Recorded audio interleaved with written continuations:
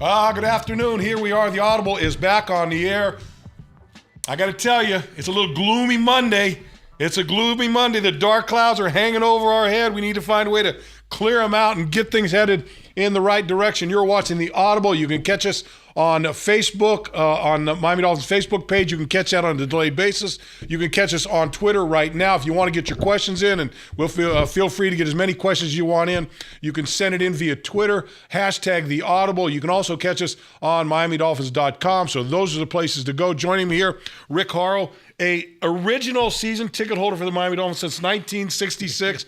You're a friend of the franchise. You're a Finsider historian and a businessman. I'm always happy to be next to you because anytime I can make a tangent on somebody that has Harvard anywhere in their resume, there you go. It makes me feel much more stupid than I actually am. So I appreciate you being here. Can I actually say it? This is not bad because we were talking about it before on the air, and I said I was watching some good football this weekend, and of course you said, where was that, right? Where were you? I was stuck in Dallas because of the hurricane. I saw a couple of Rangers playoff games, and then the Red River rivalry, which I never saw before, Texas, Oklahoma. Yeah. Then I was at the Cowboys game. Those guys look really good. Dak Prescott looks really good. Now we start the whole discussion. I was going to ask you, how does it feel to be in a city where fans are actually happy about their football team? And by the way, there are 95,000 of them. They're all excited about it. And Romo is a distant guy. He's giving out charitable stuff at the beginning of the season. And now all the papers, now everybody around the league is saying, we when had comes back. X rounds to draft somebody, and we didn't look at this guy Prescott. That always happens. It's always.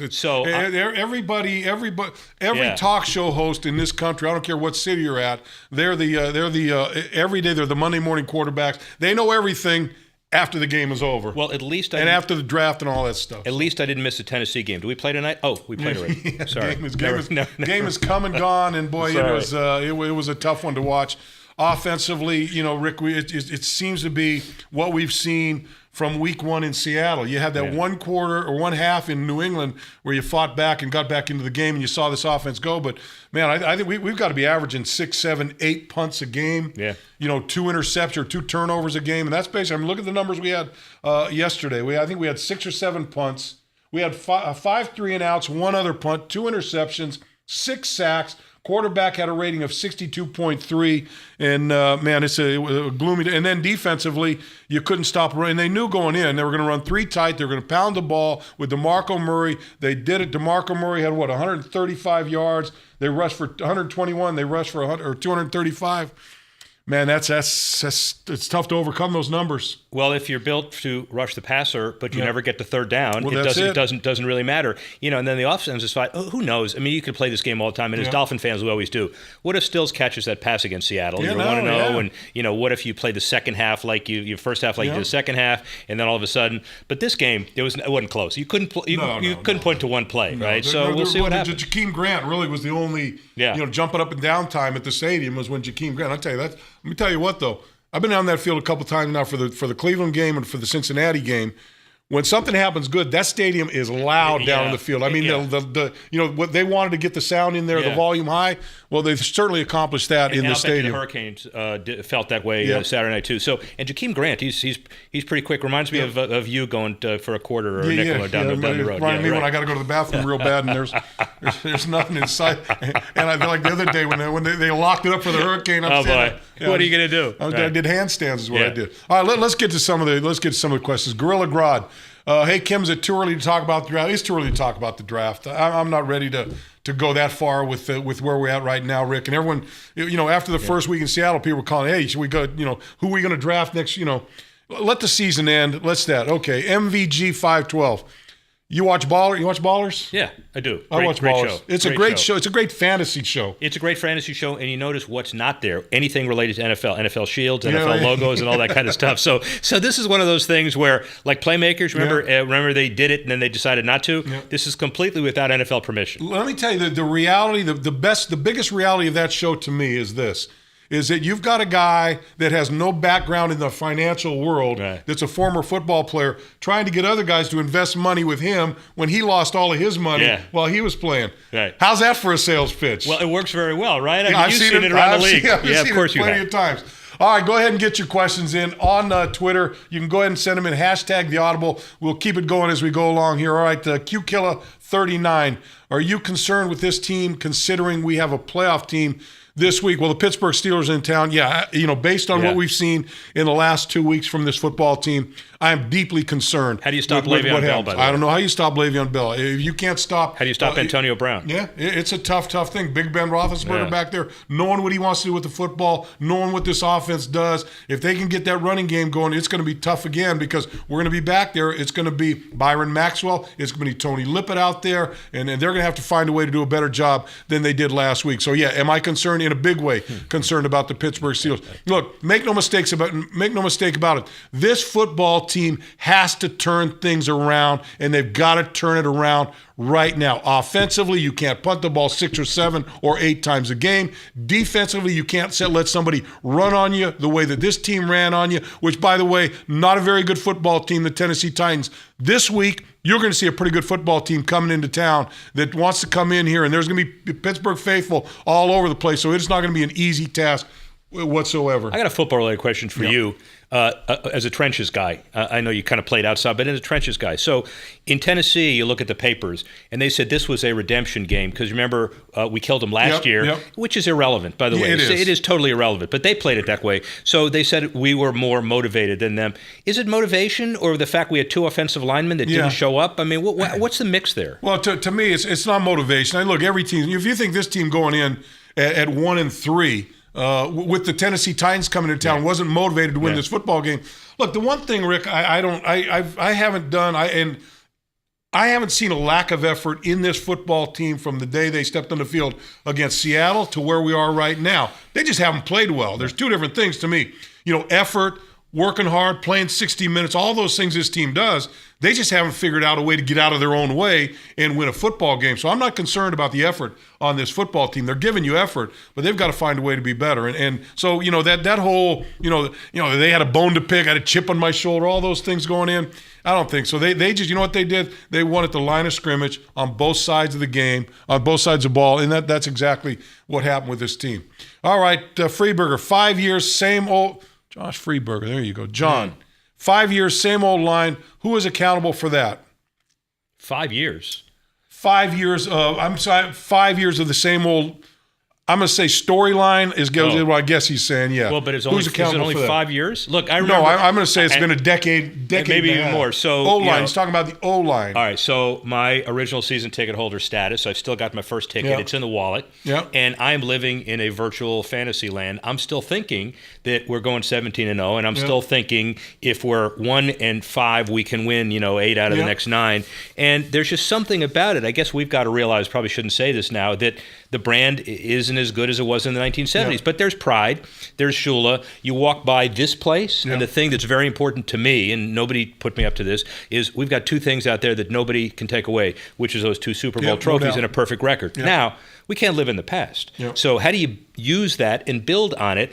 And we know, because we're there at the games, you have the memory of Jim Mandich. You've got the memory of some of the past guys. You have Don Shula as a spirit. But you got all the guys around. You got Greasy, you got Marino. And there ought to be some way to transfer some of that pride to this team. Yeah, and I think, guys, look, I know this. Guys around this football team, alumni members from this football team, guys that have been around this team for this franchise for a long time, have a lot of pride in this football team, and it hurts them when this team plays at the level they've played, certainly this year and over the past decade and a half. Look, there's a generation, Rick, in South Florida of fans that have never seen this football team have a winning season. Right, and the same generation doesn't know who Bob Greasy is. And that's a shame, and that needs to change.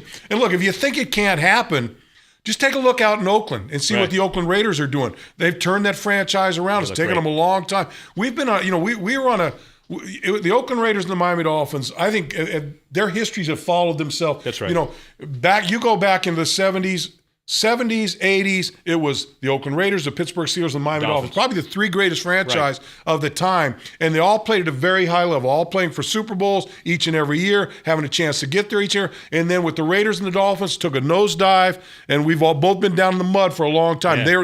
They're on the uprise now, and we just need to find a way to get on that escalator and get away from where we're at right now. So 5 years, same old line. What's a different offensive line? And if you're talking about the offensive line, come on, John. You had Billy Turner and Dallas Thomas playing left guard and left tackle. Both, and neither one of them has had really a solid year as an offensive line, as guards. I don't like to give excuses, but I'm giving you an excuse there. You can't run out there when those guys found out, about an hour before kickoff, that's where they're playing, and that's where it's at. By the way, let's see how Tunsil and Juwan James shake out 5-6 years from now before we judge that, right? No doubt about it. By the way, just one more thing, just to stop until you do that. So your hair was black before the beginning season started. What right? hair? Now you have less, and now it's gray. No, so it's good. Look, it's bad on you too, man. It's not just me. Look, I'm to the point, and I know some of you guys are in the same boat as me. I'm to the point where I only I get my hair cut once every 3 months. Yeah, right. And when I go, I sit down, I say every time, is this the time to do it? Time to, shave it all off? He goes, no, let's go one more. Let's go one more time one more trip before we do it. So close. He's one close. of these days I'm going to walk in, it's going to be gone. He's close. The bet, it's someone, I was speaking at an event one time, and a kid raised his hand and asked me, he says, hey, what's the best thing about being as tall as you are? I said, well, I got a bald spot at the top of my head, but when I'm standing up, nobody can see it. Yeah, so, exactly. I go with that these days. Why doesn't Tannehill use his legs and get out of the pocket more often? Good question. I'd like to see it. I'd like to see him get out of the pocket, both when he doesn't have a ball and when somebody's not open to throw the football to, rather than pull the ball down and get a sack, get out of the pocket any way you can, or get him out. I mean, when he gets out there running and throws, I think he's very effective when he's on the run, throwing the football down the field. He's been very successful doing that. I'd like to see him getting out a lot more. Well, let me ask you about that, because last year and the year before, that was kind of all he did when he saw trouble. So had he been coached at the end of last year, beginning of this year, to stay in the pocket as long as he could? Because it's not that he can't do it. It's just that he's not doing it. And frankly, with that barrage he underwent yesterday, he'd have been safer out of the pocket. Yeah, no doubt. Right? No doubt. Absolutely. So what do you think it is? You think it's that he's been coached to stay in it? I think so. They spent a lot of time, Adam Gase, personally with Ryan Tannehill, working on his pocket presence, moving up, moving back, sideways. And I call it a 3-yard square behind the center, where you can do a lot of work moving up, back, sidestepping. Yeah, but all those yesterday things. it was a 1.5 square. Yeah, it was. Well, it was a 3-yard square, but it was a 1.5 before. It was a square, but everybody was around before someone was pouncing on you. Bill, before we get Rick, before we get to some more questions, let's just kind of get into your bailiwick here a little bit. Talking about business the business of sports, the business of football, and everything. And I think one of the things right now, and to me, if you're in the NFL or if you're in the front office up in New York, it's a little bit alarming right now that the ratings in the National Football League are down some games as much as 9% I've seen. Yeah. I don't know what they are across the board, but certainly when you start looking at the Thursday night games, some of the Monday night games, the ratings have been very challenging for the National Football League right now. Thursday night, 22% down. The NBC Sunday night, 13% down as well. And the Fox went about 4 or 5%. And I attribute it to 3 people. It's Donald Trump, Colin Kaepernick, and Tom Brady. And so the Trump one is, and last night, I mean, we all, I would have loved to see. If you think the Dolphin game was a train wreck last night. How about that? I hope if you watched the debate, that was a train wreck. Excuse me. We said we can't go there because we can't say anything right. No matter what we say, we can't say anything right. But I will tell you, I'm being very neutral. It was a train wreck. He is, and he's not as neutral as he was 20 minutes ago, ladies and gentlemen. Let me tell you. But by the way, you didn't know it, but the Packers played the Giants last night. They won, but nobody watched clearly, and that happened at another Sunday and another Monday. So it's Trump. It's the Kaepernick stuff. Look, First Amendment, I'm a lawyer. Anybody has a right to say what they want to do. But you got to admit it is a distraction relative to on the field. These are employees, and it's a distraction. And many people are saying, I just want to see the football. And the third one is Brady. Now, Brady came back, but this is a superstar league. And without the superstars, maybe there's something. Now, what does all that mean after the election? I don't think it's going to be a problem. Let me just say this about the Kaepernick thing, and everyone, I'm with you. It's our military goes out and defends our country and defends our right to free speech, to say what we want to do what we want to do, and that's what they have done. That's the sacrifice they've made for us. You would think if anybody would. If anyone would have some compassion for that, it would be players in the NFL where every offseason you see guys that get in trouble for whether it's domestic violence, whether it's drinking and driving, whatever it is, all these things.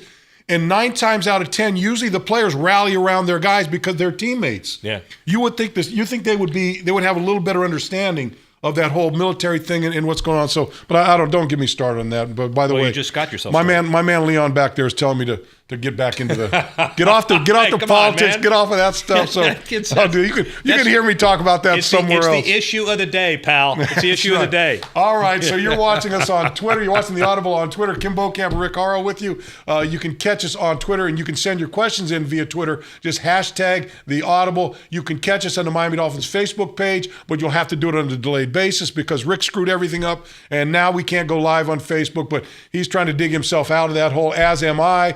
And you can see us on MiamiDolphins.com. So those are the venues to see us. Again, send your questions in via Twitter on hashtag the Audible. Wade 954FL. Why didn't we move Bushrod over to his normal position at tackle? Well, he hasn't played the left side since he walked into the Dolphins training camp since he signed. He's been right side the whole time, and he's been at guard the whole time. So let me put it to you this way. We were weakened when you lost Tunsil and you lost Brandon Albert. So you put two players over there that weakened your offensive line. If you take Bushrod and you move him to left tackle, now you've got to put someone else at right guard. Now you've weakened three positions along your offensive line. I'm always better. Let the guys play where they play, work on the other side, and don't weaken your line more than you already have. And that's kind of my answer to that question. You got three left tackles. Unfortunately, that's not what the positions are. Yeah, right. Yeah, exactly. You only play one of them there. Can we line up three tackles over the left side? Can you imagine how bad it would have been if Pouncey wasn't playing as well? I mean, that was horrendous. And Adam Gase asked after the game that Pouncey did a good job. Played very, very well. You can't tell. Twitter question: is the Dolphins play due to poor player scouting? I think that all plays into it. I think the acquisition of players probably, the thing that's funny, Rick, is that I always, it's not me playing. It's kind of become cliche in the league, but the difference between the best team in the league and the worst team in the league, player-wise, is very minute. Yeah, very minute. To me, I think the Dolphins have enough good players to be more successful than they've been, and. I'm not going to point the finger at coaches. I'm not going to point the finger at a general manager. I'm not going to point the finger at a college or pro scouting guy. I'm going to point the finger at the players. They just got to play better. You've got to play better. You got to play your assignment better. Instead of running around blocks, you've got to run through blocks. You got to fight your way through sometimes. You can't take the easy way out and win games in this league. And I see too many guys at times taking the easy way out in these games. So I'm going to put it at the foot of the players and say they're the ones that have to make the difference. The scouting department does their job. General manager does his job. The coaches do his job. When they step between the lines, not one of those guys is out there wearing a jersey and wearing a helmet. So it's up to the players to get the job done. At least that's the way I see it. And maybe it's a homer mentality, but that's all I know. And so you read the papers and you look at the internet around the league today. Half of everybody's really upset, right? Yeah. And so Lamar Miller was the second coming in Houston. Yeah. They got smashed yesterday. Yeah. And the Vikings, and so all of a sudden they can't run. So what's wrong with them? So everybody, maybe it's patience. I don't like patience. But look, you got look at Jakeem Grant. That was a great in retrospect. Parker, maybe pretty good. There's some questions about receivers. Was Kenny Stills hurt yesterday? No, he was out there. What happened? I don't think they targeted him. Not once. One time, no. They didn't. No. They didn't target him at all. All right. No, Kenny Stills, one target. I didn't see it. No catches. I didn't see it either. It must have been when I was in trying to find the bathroom. Or whatever. Yeah. Right, exactly. In the history of the NFL, what wide receiver was turned into a quarterback? Now, it's a good question. No, it's not. No. It's a stupid question. Because I've heard people around this town, people talk about Ryan Tannehill as a wide receiver. I talked to Ryan about this. I've talked to other people about this. So when Ryan Tannehill went to Texas A&M, all right, there were three good. They had a lot of good quarterbacks there. That's right. The guy that he played behind was drafted by the Dallas Cowboys, and then sandwiched between he and Ryan Tannehill on the out was Johnny Manziel. Yeah. And so Ryan goes to I think he played quarterback in high school. Goes to A&M as a quarterback. Is not going to play because the guy ahead of him is a very good quarterback. So instead of sitting on the sidelines the whole time, he said, "Look, why don't I play wide receiver?" He played wide receiver for him, while still he went to every meeting he went into was in the quarterback room meeting. So was he wide receiver playing quarterback, or a quarterback that instead of sitting on the bench said, "Hey, how can I help you?" and go out and play wide receiver? I'll take that guy any day of the week. Yeah, you're right. So everybody's got this connotation on Ryan Tannehill that he's a wide receiver, that all of a sudden he comes in the NFL. and they're trying to turn him into a quarterback, which is a fallacy and absolutely not the truth. So let me just clear that up for the people out there that talk so much trash and never take the time to go ahead and investigate a little bit. Or, hey, maybe how about this? Ask the guy that's playing the position how it worked out. But that's, And by the way, one thing about Bokamper, and I've seen him when he hits a tree on a golf shot, which is 30% of the time, or when he gets upset, he's pretty intense about this one. So I wouldn't challenge about this. But give him a year. Give him a year. What's that? Tannehill. He's got until the end of this year. There's no question about it. All right, so just this year. Well, no. Look, I mean, you're looking for this growth from him, and I said going into this year about Ryan Tannehill. He's done a lot of good things, but he's got to learn how to win in the fourth quarter. Yeah. I thought we saw it in Seattle when he drove the ball down the field, put points on the board, took it in himself, put you ahead in the fourth quarter. I said, look, that's what we're looking for out of him, and we haven't seen it since. Now, I'm not ready to throw it all in Ryan Tannehill's lap. Offensive line, receivers not running the right routes, a lot of different things out there that cause problems for the quarterback. Let's kind of get back to another thing here. And this has kind of been irking me a little bit. We had Darren Rizzi was in last week on the program, and I talked about this because with that Thursday night game, got a chance to watch some Sunday games. Man, these rules are just really, really. I'm having a hard time. A, with the amount of replays, and B, with the ticky-tack rules and how these. I think they've put these officials in such a bad situation out there because they've tried to narrow the rules down so finely that it's almost impossible for these guys to make plays or make the calls out in the field with everything they've got to do at one time. Do you remember last week the NFL said they sent a demonstration tape around to all? Did you see the tape? No. Well, I don't know if the public was allowed to see it. And I worked at the NFL doing all the stadium stuff for 15 years, so don't misunderstand me. I'm a management guy anyway. Right. But even the concept of that tape is, if you spin the ball this way in the end zone, penalty. If you spin it this way, no. If Landry jumps in the middle of the goalpost and hugs it, penalty. If you have guys choreographing a celebration, penalty. Yeah. But the referee's got to know you choreographed it. Right. I mean, let's play football, right? I mean, that's the bottom line. There was a game in the Canes game, and I was told there was another holding where the running back, I forget it was Coley or not Coley, or Walton. That had that great run, called it back, and they showed number 78 with a bad hold. See, to me, that's what the NFL has got to do. If the play doesn't, if the call doesn't affect the outcome of the play, let them do it. You got to let it go. Right? It's just. And by the way, this whole sportsmanship thing. Brady's back. Yeah. We could argue legal stuff. I am so glad that my description of the First Circuit Court of Appeals and this and that and the Supreme Court and will Brady ever? I'm glad that's over. Yeah. Because now we deal with other things. Domestic abuse, we could talk about that, but it's been defined. Right. And so now we've got a lot of this on the field stuff, and I think it's relatively minor when you see what the NFL has done. Yeah. We just got to take care of it. Yeah, no doubt about it. No doubt about it. On Tom Brady, by the way, 400 yards passing, 3 touchdowns. Well, by the way, anybody, it would be interesting if Garrett, you. He was a little rusty going back in there. Yeah, I understand. Man, Greasy, by the way, Greasy could have done that with the Patriots offense. Yeah, well. Aaron Balky, did you see any good points that we can build off for next week's game? Good question. That is a good question. Grant. I wish I had an answer for you. I was going to say Jakeem Grant. I saw Jay Ajayi ran hard, did some decent things. I'm kind of in the Kenyon Drake camp. I'd like to see a little bit more of him. Yeah, but he didn't. He dropped a first down pass. Dropped a first down pass. Mike Pouncey, played well. Rashad Jones always plays well. Those are the things, my friends, we can build on going into this game. That was good. And you know how long it took you? Did you see I've never heard you that quiet, by the way. Never heard you that quiet. I contemplated a little bit. But next week, at least, we don't play a really good playoff game, right? No. Mike Harley, that orange and black. I mean, that yellow and black, that gold and black, whatever they call it. Mike Harley, why can't we run the ball? Good question. Very good question. Because this team, each and every week, from going back to Seattle to where we are now, each and every week, they talked about going in, establishing. I don't think you can run Adam Gaze's offense to the full extent unless you can run the football with some success and not have a football team that's able to just look. At the end of the game, they rushed 3. Not even at the end of the game, they rushed 3 people, put 8 people back in coverage because they knew you weren't going to be able to run the football, and you knew they were going to put pressure on them and throw the ball. So you've got to run the football better. Why can't we run it? Because the offensive line has been makeshift. They've been moving guys around. Let's get the 5 guys in there that are our starters. Give them a couple games, and then let's see how we run the football. Maybe they do better. Maybe they don't. Which we are fairly close to getting believe, 2 of them back. I believe this week we'll be back there. So, interesting. I hear it was a cover sack.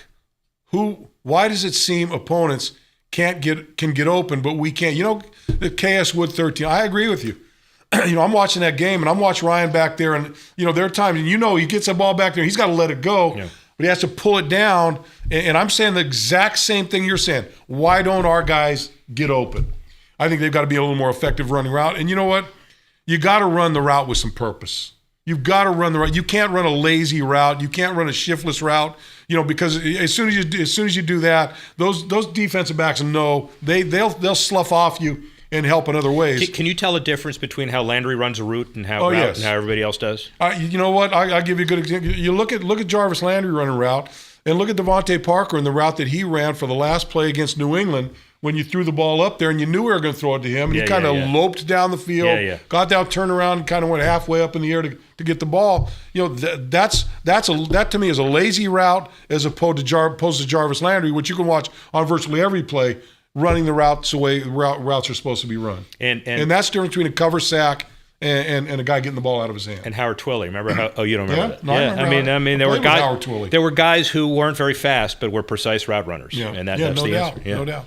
And you look at the legacy of this football team goes back to guys like Howard Twilley, Paul Warfield. Nat Moore. Paul Warfield taught Nat Moore how to run routes. Right. Nat Moore taught Mark Duper and Mark Clayton how to run routes. I mean, that lineage had passed down, and then when Jimmy Johnson came, that all stopped. There was that all kind of stopped. But that by the way, that's another topic for another show. Yes. Right. Twitter question: the stadium looked great for the UM-FSU game. Rick, you were involved I know you were involved with Mr. Ross. Remarkable job. I mean, a remarkable job done to that stadium, from 2 years ago, but certainly from the time the season ended last year to opening day this year with that canopy and everything that was done. I mean, that stadium is absolutely couple of comments. Beautiful. Let me make sure, because I want to make sure this is a very important perspective on this. When people say that Steve Ross spent his own money on this stadium, people say, well, he got it back with Hard Rock and he got it back with this or that. Well, but that's money that goes into the pot above that where public sectors help spend money. And Steve Ross spent $400 million with a Super Bowl coming. The Super Bowl doesn't help the Dolphins' balance sheet. It helps the community. Yeah. And so he wouldn't say it, or if he does, it sounds self-serving. But what he did is marvelous, and it wasn't necessary, and it makes the stadium work for another 20 years. And it's a 2-year thing. So that first year looks great for concessions and suites, and then the canopy tops it off. It would be great for him and everybody around if the team plays well so you can hear the noise again, and not just at the University of Miami. No. And I tell you what, the stadium, though, it was my first chance to see the stadium from a TV viewership standpoint and watch it under the lights with those shots from the blimp coming in. I mean, it just looks spectacular. There's no question about Orange Bowl-like. I mean, without all the garbage in it. Orange Bowl-like. Very, very nice. Very nice. One more. I think we got a little time for another one here. Who do you feel are the leaders on this team? Well, you're asking me a question that's. I think of all the things that have been thrown out over the years, I think leadership on a football team is probably the least important thing to a team winning in my mind. Interesting. Well, you know why? Because when you were playing, there were 12 leaders. There were 20 leaders. Well, I'll give you the other perspective. Probably one of the greatest, probably in a lot of people's eyes, and I would agree with it, one of the great leaders in this football team was probably Jason Taylor. Would you agree with that? Oh, yeah, absolutely. How many playoff games did Jason Taylor play with the Dolphins? Yeah. All right, well, but that's fair. 1 or 2? Right. Detroit, a couple years ago, Detroit went 0-16. Yeah. I guarantee you, had you walked in that locker room as a reporter and said, who are the leaders? And oh, that guy's a great leader over there. That guy's a great leader over there. What did it do for him? Yeah. But aren't there teams that could have been over the edge because they have guys? Let's put it this way: the whole Martin situation that nobody wants to talk about anymore. If there were a few leaders that could have taken responsibility, would it have been different? I think that could have been different. I think it could have been different. But also look at this. Also look at, I was very fortunate to play at a time with the Miami Dolphins when we were basically going to the playoffs each and every year. And you had a lot of leaders also, so you don't know. And probably one of the greatest leaders on that football team rarely said a word. was Dwight Stevenson. Yeah. But how did he lead? Yeah. By going out. Maybe the best center ever. Yeah, and playing the way that you need to play, helping guys when they needed help, doing his job, not getting away from his job, but if someone needed help, he'd get the job done. And if you don't think players on a football team see that, recognize it, and feel that, then I think you're missing the boat. So you're asking me about leaders. I mean, you can obviously see how I feel. I think it's, to me, leadership is like putting a bow on a package. Is it necessary? No, but you know what? It looks good when it's there. One more final comment, though, on that one. You played under Shula, and if there's a Shula fatherhood... There was one big leader on that football team. I was going to say, you don't need any more leaders. Yeah. So Bill in West Palm Beach says, who is your barber? Do you see that one? What's the name of your barber? Who's my barber? Oh, never mind. Sorry. Out of here. Sorry. I apologize. My barber is Cut It Short Jimmy. Jimmy, cut it short. That's what my barber is right there. I think we're done, Leon. Are we done, Leon? One more question. All right. I did the leader thing. I got no other questions. That's it. I got through them all. Dolphins 8-8. Let's talk about this real quick. One last go. Business-wise. Labor, Dolphins and good, or the NFL labor, problems down the road. Here's the good thing. $25 billion a year annual revenue, says Roger Goodell, by the end of this labor agreement. Looking at international, looking at media, looking at internet and everything else. There's a lot of discussion about where the players are the owners, but there's too much to lose. They're not going to deal with this any other way than just sign it, extend it like the NBA is doing. Real quick, how much can the NFL continue to grow?